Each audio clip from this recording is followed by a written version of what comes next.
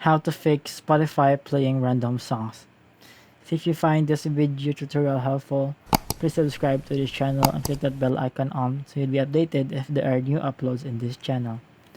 So let's go to our Spotify. So open up our Spotify, and once you are here, you may go to your libraries. So this is a very easy solution. And then here, go to one of your playlists, and as you can see that my shuffle mode is on, so that this may be the reason for your songs that are playing in random. You can also go and check it in here in the player. You can also see here the shuffle button. So I also have a solution for you.